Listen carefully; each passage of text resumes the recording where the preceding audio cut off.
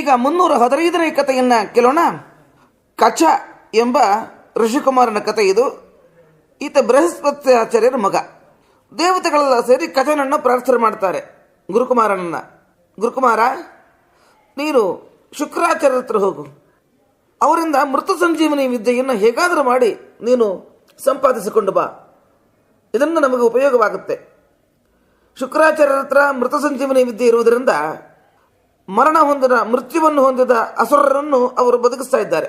ಆದರೆ ದೇವತೆಗಳನ್ನು ಬದುಕಿಸಲಿಕ್ಕೆ ಆಗ್ತಾ ಇಲ್ಲ. ಯಾಕೆ? ಇಲ್ಲಿ ಮೃತ ಸಂಜೀವನಿ ವಿದ್ಯೆ ಇಲ್ಲ. ನೀನು ಅದನ್ನು ಸಂಪಾದಿಸಿಕೊಂಡು ಬಂದರೆ ನಮಗೆ ಅನುಕೂಲವಾಗುತ್ತೆ ಅಂತ ಹೇಳಿದರು. ಕಚನು ಹಾಗೆ ಹೊರಟ. ಶುಕ್ರಾಚಾರ್ಯರಿಗೆ ನಮಸ್ಕಾರ ಮಾಡಿದ. ಯಾರಪ್ಪ ನೀನು? ನಾನು ಕಚ, ಬೃಹಸ್ಪತಿ ಆಚಾರ್ಯನ ಮಗ, ವಿದ್ಯಾಭ್ಯಾಸಕ್ಕೆ ಬಂದಿದ್ದೇನೆ. ಆಗಲೇ ಅವಶ್ಯ ಆಗಲೆಪ್ಪ, ನಿನ್ನ ನೋಡಿದಾಗ ಬೃಹಸ್ಪತಿ ಆಚಾರ್ಯನ್ನೇ ನೋಡಿದಂತಾಯಿತು. ಸರಿ ಆಗಲಿ, ಗೋಗಳನ್ನು ಕಾಯ್ತಾ ಇರು ಇಷ್ಟು ಹೇಳಿ ಕಳಿಸ್ತಾನೆ. ಗೋಗಳನ್ನು ತಾನು ಮೇಯಿಸಿಕೊಂಡು ಬರ್ತಿದ್ದಾನೆ. ಬರುವಾಗ ಹೂಗಳನ್ನು ತಂದು ಕೊಡ್ತಾನೆ ದೇವಯಾನಿಗೆ. ಒಳ್ಳೆ ಹಾಡು ಹೇಳ್ತಾನೆ, ನರ್ತನ ಮಾಡ್ತಾನೆ, ಒಳ್ಳೊಳ್ಳೆ ಕಥೆಗಳನ್ನು ಹೇಳ್ತಾನೆ. ಹೀಗೆ ದೇವಯಾನಿಗೆ ದಿನೇ ದಿನೇ ಕಥನ ಮೇಲೆ ಪ್ರೀತಿ ಹೆಚ್ಚಾಗ್ತಾ ಬಂತು. ಒಂದು ದಿವಸ ಅಸುರರು ನೋಡಿದ್ರು. ಯಾರಪ್ಪ ನೀನು?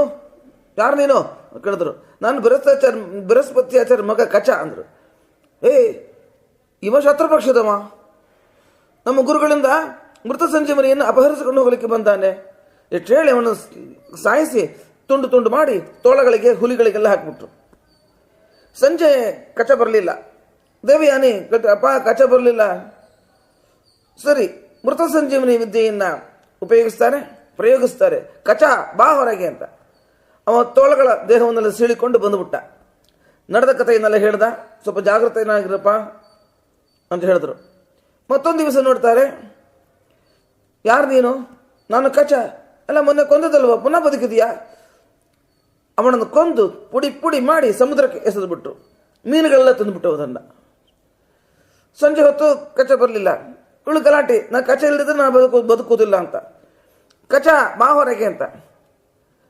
ಆ ಸಮುದ್ರದಲ್ಲಿ ಇರುವ ಮೀನುಗಳ ದೇಹವನ್ನು ಸೀಳ್ಕೊಂಡು ಬರ್ತಾನೆ. ಆಗಲೂ ನಡೆದದನ್ನೆಲ್ಲ ಹೇಳ್ದ. ಕಚ, ನೀನು ಭಾಳ ಜಾಗರೂಕನಾಗಿರಬೇಕು, ಇಷ್ಟು ಎಚ್ಚರವನ್ನು ಕೊಟ್ಟಿದ್ದಾರೆ. ಆಗಲೂ ಗುರುಗಳೆಂತ ಗುರುಗಳ ಸೇವೆಯನ್ನು ಮುಂದುವರಿಸಿದ್ದಾನೆ. ಇಲ್ಲಿಗೆ 315ನೇ ಕಥೆ ಮುಕ್ತಾಯವಾಯಿತು. ಶ್ರೀಕೃಷ್ಣಾರ್ಪಣಮಸ್ತು.